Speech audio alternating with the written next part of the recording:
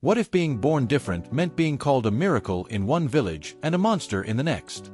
In medieval Europe, people with Down syndrome lived in a world without diagnosis, without rights, and often without mercy. Some were cherished as holy innocents. Others were cast out, locked away, or worse. But their stories didn't disappear, they were buried under centuries of silence.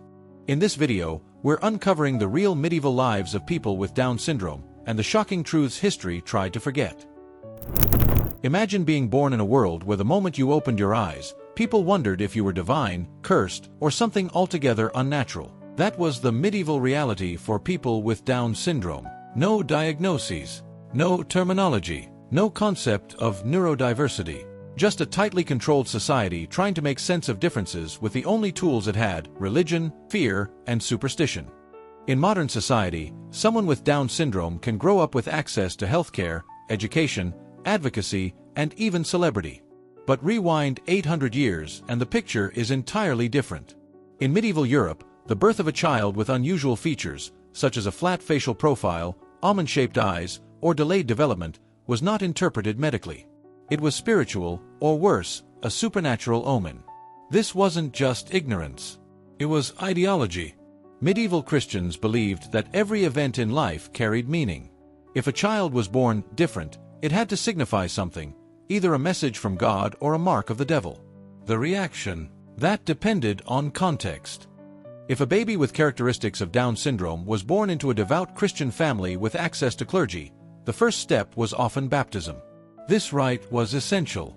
The Church believed every soul deserved salvation, regardless of physical or mental ability. Baptism could protect the child from accusations of demonic possession, changeling myths, or even infanticide. In fact, some theologians argued that those without reason were closest to divine innocence, incapable of sin, and thus spiritually pure. But that's the generous interpretation. In many rural and isolated areas, superstition overpowered doctrine. A child who looked or behaved unusually might be labeled a changeling, a substitute child left by demons or fairies. This belief wasn't just a bedtime story. It led to real harm. In parts of Ireland, Scotland, and even northern France, infants suspected of being changelings were subjected to brutal tests. They might be left in the forest, exposed to flames, or abandoned in the cold to force the return of the real child. Some survived these trials. Most didn't. And the burden often fell hardest on mothers. If a woman gave birth to a child with visible anomalies, she might be accused of sexual sin, consorting with the devil, or being a witch herself. The stakes were high. Entire families could be ostracized based on a single misunderstood diagnosis. Now here's where it gets complicated. Despite all this fear, there were spaces, strange, unexpected spaces, where people with Down syndrome could live somewhat protected lives. Monasteries and religious houses sometimes took them in. The logic was spiritual. If someone couldn't sin, they were innocent. And if they were innocent, they might be closer to God than anyone else. In some monasteries, people with developmental disabilities were allowed to assist with menial tasks. They might ring the bells for prayer, tend to herb gardens, or help in the kitchens. These duties gave them purpose and visibility, even if they weren't fully accepted as equals. There's a famous term from the era, natural fool. It appeared in legal documents, royal court records, and even literature. This wasn't necessarily an insult. It described someone who was intellectually disabled from birth. Being labeled a natural fool could strip you of legal rights. You couldn't inherit property, testify in court, or consent to marriage, but it also offered protection. Society saw you as childlike, not criminal. In fact, some courts kept natural fools as part of their retinue. They served as jesters, comic relief, or even truth-tellers. Because they were seen as outside the bounds of reason, they could speak bluntly without punishment. Some nobles considered them lucky charms or prophetic voices. It was a strange kind of privilege, being valued not for who you were, but for what others projected onto you. But let's not romanticize it. These individuals were rarely respected. More often, they were treated as curiosities, pets, or symbols. And outside the rarefied spaces of monasteries and noble courts, the picture was far darker. In peasant communities, every member of the household had to contribute. If a child couldn't work, marry, or help in the fields, they were considered a burden. This wasn't just social pressure, it was survival math. Food was scarce. Winters were long. Charity wasn't guaranteed. So families sometimes made heartbreaking decisions. Abandonment, secrecy, institutionalization, if such options even existed. Even the term fool had layers. In some medieval plays, fools were comedic figures. In others, they represented divine wisdom cloaked in madness. But in everyday life, to be a fool was to be stripped of agency. You had no say in your future. You were acted upon, not acting. And then there's the silence. Medieval medical texts don't describe Down syndrome, not because it didn't exist, but because it wasn't recognized as a distinct condition. The bodies of those with Down syndrome may appear in burial records, skeletal remains, or religious artwork, but their voices are absent. They were seen, sometimes even venerated, but rarely heard. One notable example comes from a 7th century French cemetery, where archaeologists discovered the remains of a child with clear traits of Down syndrome. The child had been buried carefully, alongside others, in a Christian ritual. No signs of exclusion. No signs of violence. Just quiet inclusion. It's a small glimpse into how some communities may have treated these individuals with dignity, even if they lacked the language to explain why. Contrast that with the case of an unnamed boy in 13th century England described in a local chronicle as simple of mind and marked in face. He was kept in isolation, considered both a marvel and a warning. People traveled to see him. Some claimed he had visions. Others mocked him. In the end, he disappears from the record, like so many others. This is the tension at the heart of medieval life for people with Down syndrome. Sacred or sinful. Pure or possessed. Loved or feared. The same traits could earn you protection in one village and condemnation in the next. Even legal systems reflected this confusion. Some regions allowed guardians to manage the affairs of natural fools, protecting their assets and shielding them from exploitation. But in practice, this often meant total control, no autonomy, no freedom, no voice. Inheritance laws excluded them. Marriage laws ignored them, and social norms isolated them. But perhaps the most painful reality is that they were so often defined not by who they were, but by how others saw them. Holy child. Demonic changeling. Court jester. Burden. Innocent. Spectacle. Anything but person.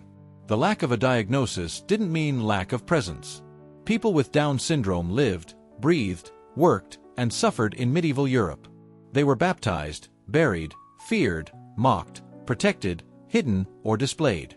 And their experiences, though mostly erased from the written record, shaped how their communities understood difference, sin, and sanctity.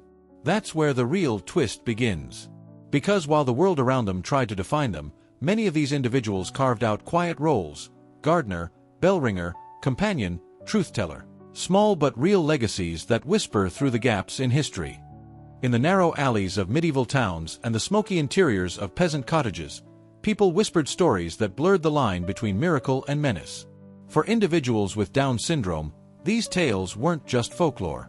They shaped how entire communities responded to them, with reactions swinging between awe and aggression. And the deeper we go, the more tangled the web of superstition, fear, and rigid theology becomes.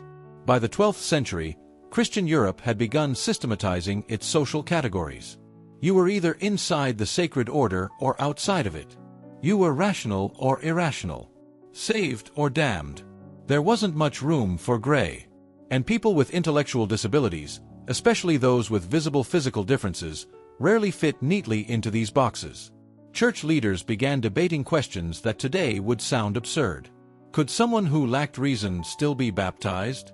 Could they confess sins if they didn't understand morality? Could they inherit a soul? Theologians like Thomas Aquinas believed that reason was necessary for faith, but he also argued that those without it might be excused from sin entirely. In practice, this meant some priests saw individuals with Down syndrome as exempt from moral judgment, while others questioned their very humanity. These theological debates had real consequences. In some towns, religious processions would include disabled individuals at the front, dressed in white, seen as pure and closer to God. But in others, they were excluded entirely from public rituals, hidden away in their homes or locked behind monastery walls. Acceptance was never guaranteed. It was conditional, fragile, and inconsistent. The deepening conflict wasn't just spiritual, it was economic. Medieval society functioned on labor. If you couldn't contribute, your worth was constantly in question. Fields had to be plowed. Wool had to be spun. Livestock needed care. A child who required constant attention, who couldn't feed themselves or follow instructions, created a gap in the family's fragile survival plan. And this gap often bred resentment. In some cases, families tried to adapt. They might assign siblings to care for the disabled child or involve them in simple tasks like gathering herbs or tending chickens. But if food ran low, choices became brutal. Chroniclers mention families abandoning members during famines, not just the elderly, but also those with visible disabilities. And while church doctrine condemned such acts, local enforcement was rare.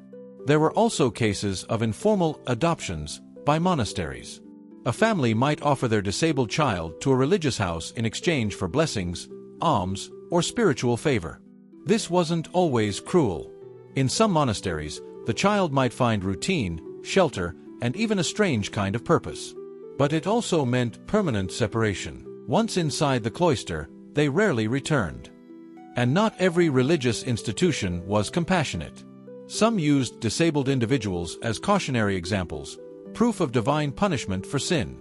A monk might point to someone with Down syndrome and tell a cautionary tale about pride, lust, or disobedience. It was a spiritual weaponization of difference.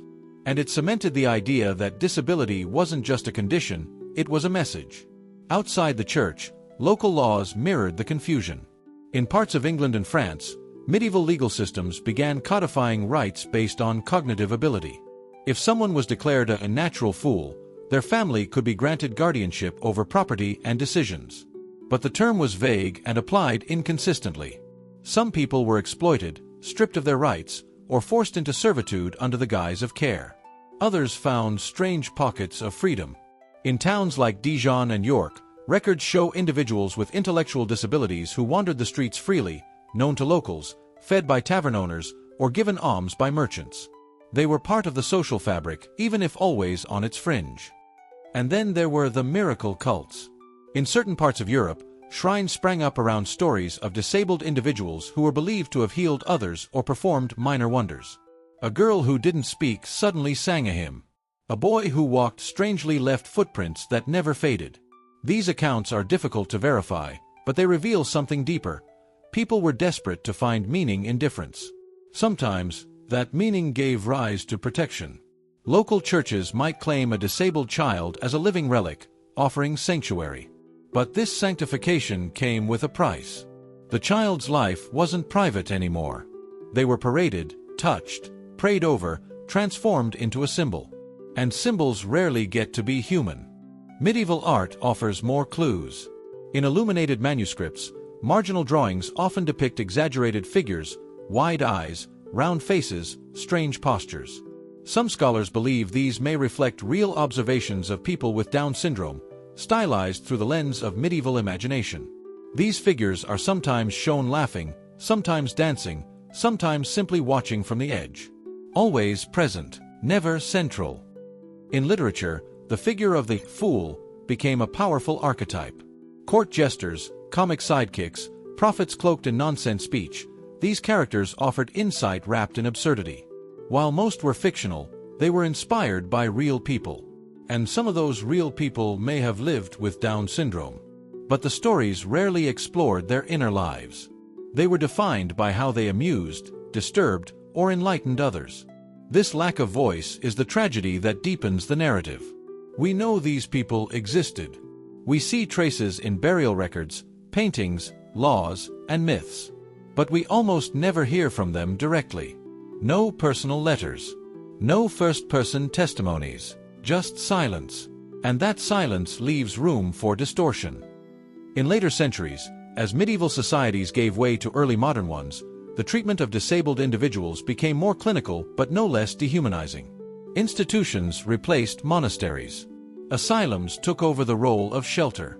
And scientific language began to replace spiritual one, but often with the same exclusionary impact. The medieval world didn't invent ableism. but it gave it a uniquely spiritual weight. Difference wasn't just unfortunate, it was meaningful. And that meaning could be beautiful or terrifying, depending on who was doing the interpreting. Yet even in this complex, often harsh world, there were moments of kindness. A monk teaching a non-verbal child how to hold a candle. A sister feeding someone slowly, patiently, with songs. A villager defending a neighbor's son against ridicule. These moments didn't undo the larger system. But they mattered. They were seeds of humanity growing in unforgiving soil. It's also worth remembering that Down syndrome is not always as visibly pronounced as we assume. Some individuals may have gone their entire lives without being categorized as different. Others may have learned to mimic expected behaviors just enough to avoid attention. Survival sometimes meant invisibility. That brings us to the heart of this deepening conflict. Medieval society needed order. It feared what it couldn't label. And people with Down syndrome, living outside expected norms, exposed the limits of those labels. They forced society to look in the mirror and see ambiguity. That was both dangerous and sacred. What happens next is where the tension explodes. By the late Middle Ages, the quiet tension between tolerance and rejection erupted into something harder, sharper, and more public. The treatment of people with Down syndrome, and of disabled individuals more broadly, moved from inconsistent local customs to institutional frameworks, where power became centralized and compassion more selective. The change didn't happen overnight, but it marked a turning point, a pivot from folk beliefs to formal structures of control. Church doctrine began to evolve, not always for the better. As theological debates intensified, some scholars argued that mental disability wasn't just an individual misfortune, it was a sign of collective sin. Communities that tolerated difference too visibly, they claimed, might provoke divine wrath. This gave local authorities justification to marginalize, isolate, or even banish those deemed unfit. At the same time, the state began to step in where the church had previously dominated. In 13th century England, the Statute of Westminster included language about guardianship for those considered mentally unfit. While initially designed to protect property and inheritance rights, it opened the door to legal exclusion. Being labeled a natural fool or idiot wasn't just a description, it became a legal sentence. You could be denied the right to speak in court, to own anything, or to defend yourself. Guardianship often meant lifelong control by another, with no possibility of appeal. This system invited abuse. Families used it to lock away troublesome heirs. Communities used it to displace inconvenient neighbors. And in cities where space and labor were limited, the presence of someone who couldn't work was no longer just a moral question, it was a political one. The pivot was also visible in architecture. The rise of enclosed institutions signaled a new kind of response to disability. Previously, monasteries and households managed care on a case-by-case basis. But by the 14th century, specialized facilities emerged, leprosaria, almshouses, and infirmaries with entire wings for the feeble-minded. These spaces weren't necessarily cruel. Some were clean, quiet, and even peaceful. But they also marked a clear divide. You were either in the world, or placed apart from it. This wasn't medicalization in the modern sense. Physicians still relied on humoral theory, diagnosing everything from melancholy to madness based on bodily fluids. But slowly, mental and intellectual conditions were being named, classified, and observed, not to understand, but to separate. And with separation came spectacle. In some towns, individuals with disabilities were paraded during festivals, made into public curiosities. Carnival culture embraced inversion, fools crowned as kings, beasts treated as nobles, but when the fun ended, the old hierarchies snapped back into place. People with Down syndrome, if included, were rarely invited into the feast for their own joy. They were props, punchlines, warnings. Art mirrored this shift. Where earlier manuscript illustrations had sometimes portrayed disabled figures with grace or humor, later medieval paintings began to distort. Exaggerated features, grotesque postures, chaotic scenes. The fool became darker, less innocent. This wasn't just aesthetic, it reflected rising anxiety. Europe was changing. Wars, plagues, and famines rattled people's faith in divine order. And difference, always a fragile category, became easier to fear than embrace. Plague culture accelerated this shift. The Black Death didn't just decimate populations, it changed how people understood purity and danger. Suddenly, any bodily difference might be seen as contagion. Individuals with visible conditions, including traits consistent with Down syndrome, were avoided not just because of superstition, but because of fear of physical disease. The lines between moral deviance and medical threat blurred. This escalating fear didn't eliminate acts of kindness, but it narrowed their reach. One monastery might still take in a boy with developmental delays and treat him with gentleness.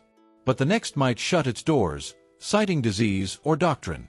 Mercy became optional, and then came the rise of miracle courts. Across Europe, local churches began formalizing the process of sainthood. Reports of healing, visions, and divine intervention were collected and judged. In this climate, stories of disabled individuals performing miracles, or being healed by saints, became popular.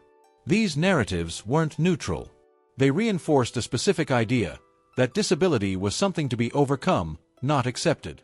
A child with Down syndrome who suddenly spoke was seen not as naturally worthy, but as spiritually fixed.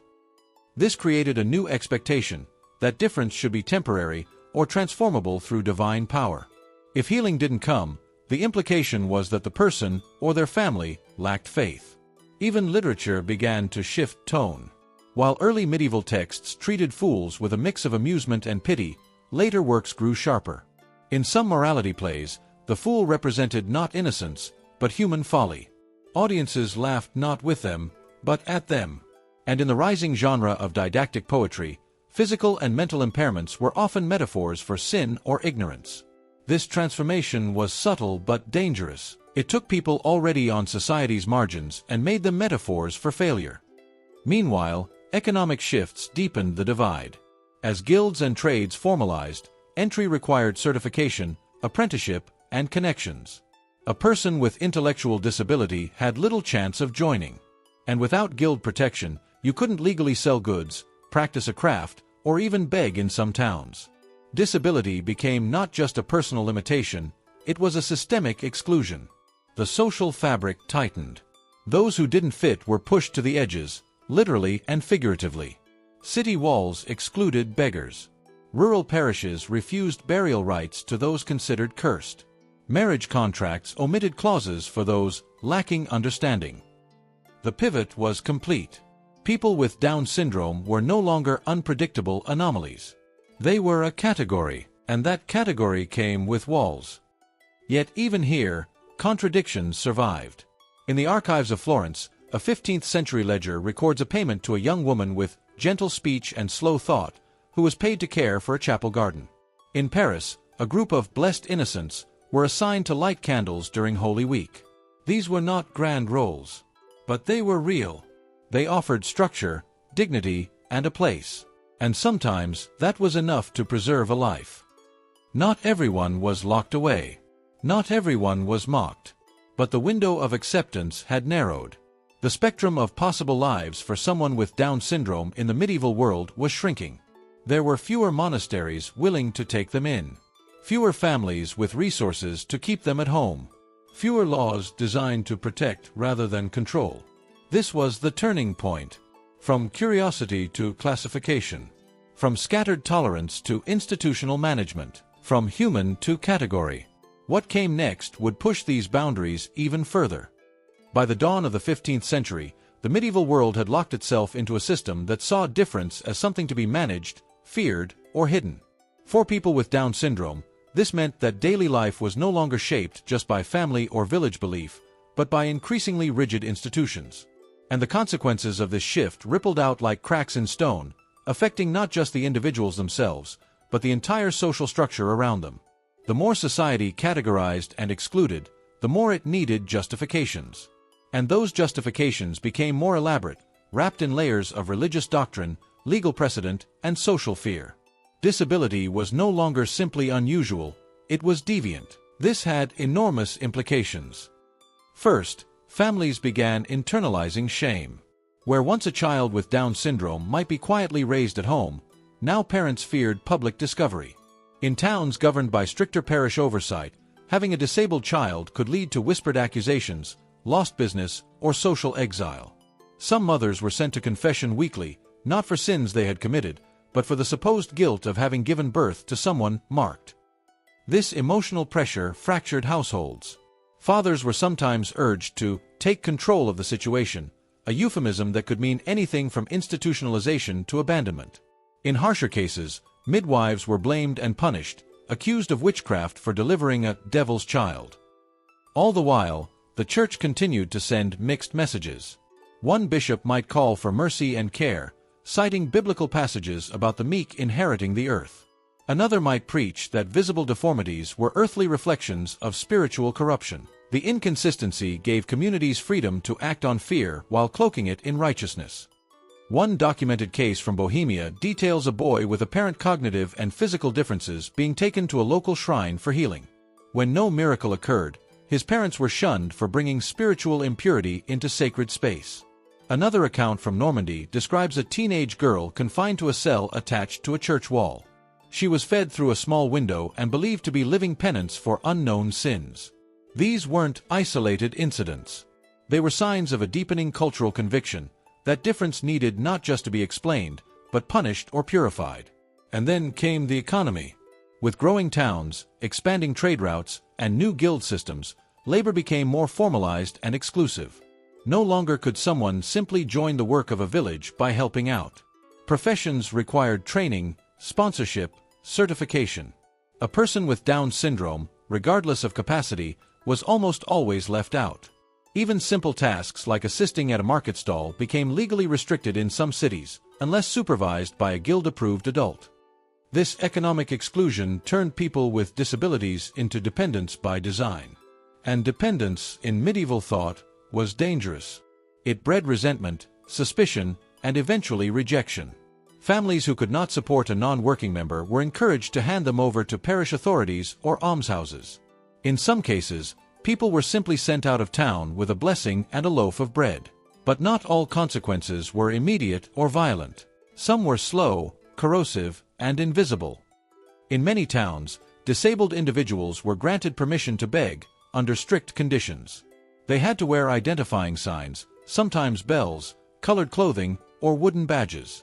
These symbols, meant to elicit charity, also marked them as untouchables. Children followed them in the street. Shopkeepers refused them.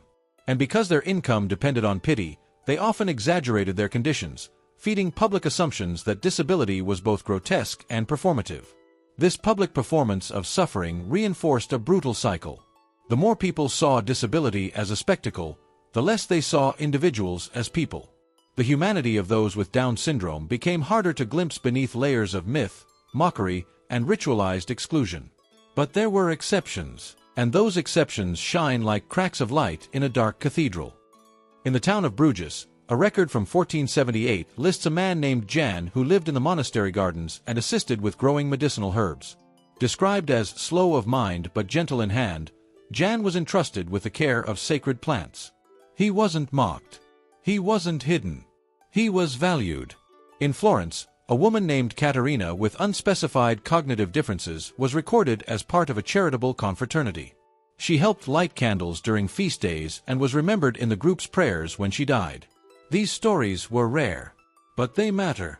They remind us that medieval people were not cartoon villains. They were capable of grace.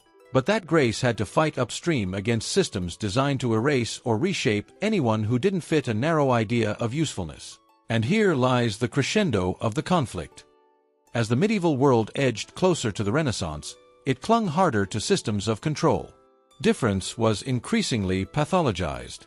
That is, people stopped seeing it as mysterious or spiritual and began to treat it as a problem to be fixed. The seeds of institutionalization were firmly planted. More buildings, more records, more walls. Even art responded. In religious paintings from the late 1400s, figures with developmental differences nearly vanish. Once marginally present in the margins of manuscripts or quirky figures in miracle tales, they were now scrubbed from sacred scenes. Holiness became synonymous with symmetry. Saints looked polished, perfect, idealized. There was no room for flawed faces in heaven's portraits. Literature echoed this too. The fool remained, but his tone changed.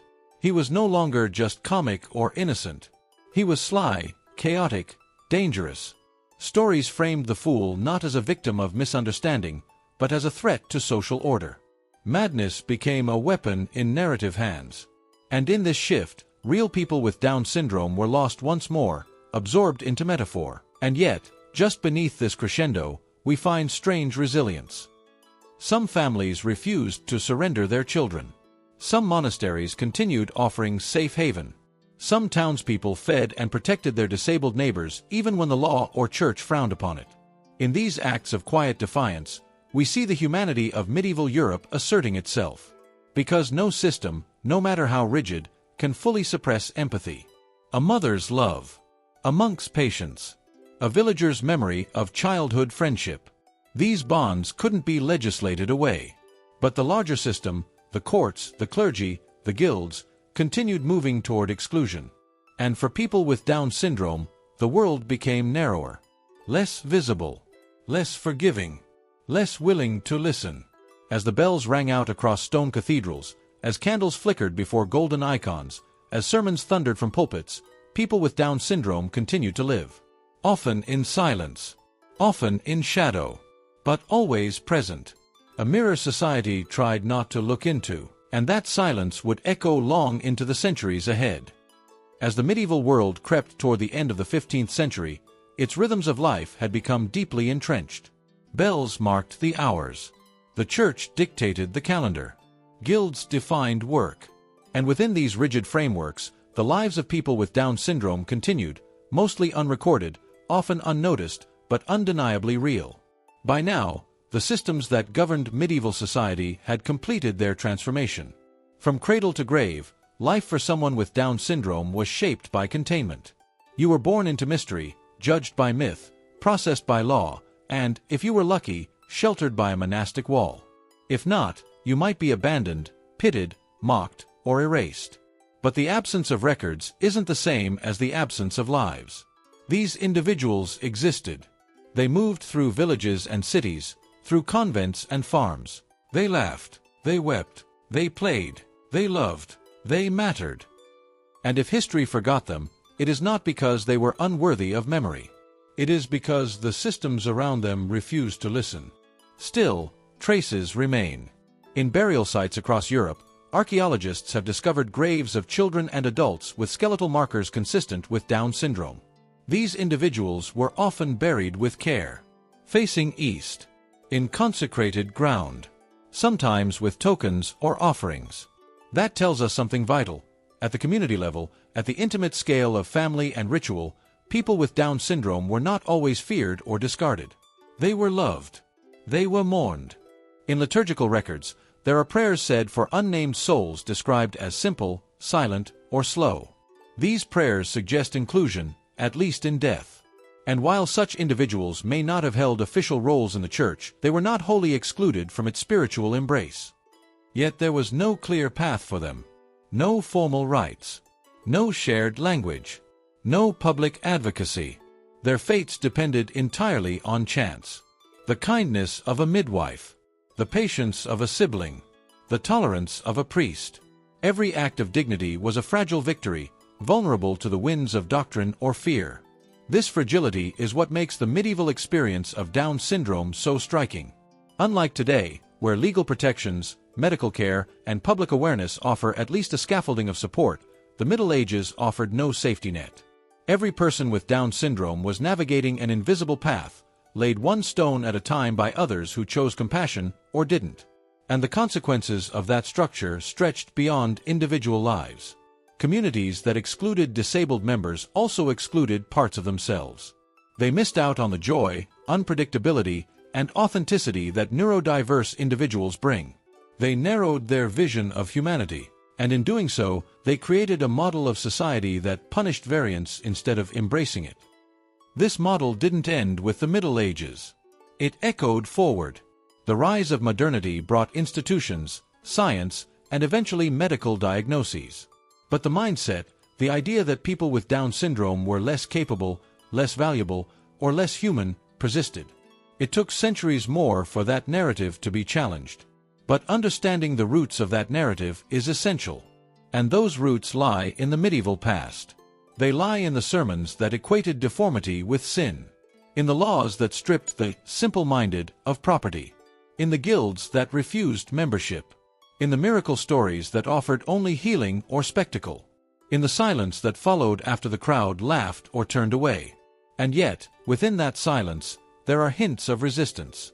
A woman braiding her daughter's hair, refusing to hide her from the world. A monk who lets a boy ring the bell, even though he can't memorize the Psalms. A merchant who saves the best apple for the girl who never speaks but always smiles. These moments happened. They were not the norm, but they were real. They remind us that the medieval world was not monolithic. It was layered, contradictory, human, and in that humanity we find the beginning of change. By the very end of the 15th century, Renaissance humanism began to reshape how people thought about the mind, the body, and the soul. Writers questioned old assumptions. Artists painted less perfect saints. Physicians started to study the brain, not just the spirit. It would take much longer for those shifts to affect people with Down syndrome. But the seeds were planted. And those seeds sprouted, centuries later, into the slow but steady fight for rights, dignity, and inclusion. So what does this all mean now? It means that the story of Down syndrome is not just medical. It is historical, cultural, spiritual, and deeply human. It is a story about how societies define worth, assign roles, and respond to difference. It is a mirror. Looking into that mirror, we must ask hard questions. What do we see today that echoes the medieval? Are there still systems that categorize instead of connect? Are there still institutions that exclude behind the veil of care? Do we still measure human value by productivity, conformity, or appearance? Because if the medieval world teaches us anything, it's that silence is not neutrality. It is complicity. When we fail to listen, to see, to name, we risk repeating the very erasures history made. And yet, there is hope. Just as history can erase, it can also reveal. Just as societies can exclude, they can change. And just as the medieval world contained cruelty, it also held tenderness. People with Down syndrome were there, in the fields, the kitchens, the chapels, the margins of manuscripts. They were there when the bells rang and when the candles burned low. And though they rarely spoke in the pages of history, their lives were not voiceless. We simply need to listen differently. The Middle Ages are gone, but their shadows remain. It is up to us to decide whether we continue casting them or step into something brighter. We often think of the Middle Ages as a time of superstition and simplicity, but for people with Down syndrome, it was far more brutal and complex. They were labeled, hidden, feared, or even venerated, yet rarely heard. Their lives challenge the myths we tell about the past, and force us to ask hard questions about the present. How far have we really come? Are today's systems truly inclusive, or just more polite in their exclusions? Share your thoughts in the comments. And if you're here to explore the raw, untold stories of real medieval life, this is Medieval Daily. Hit subscribe and turn on notifications. There's so much more to uncover.